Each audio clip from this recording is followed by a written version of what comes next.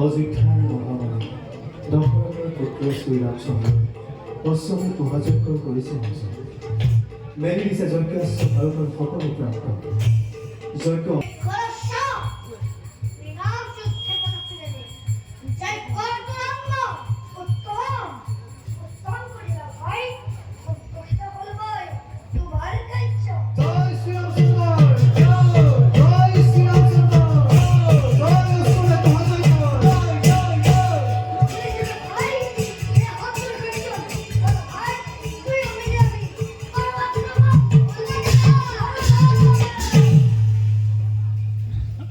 কোন তোমালোকে মুনি কুমাৰ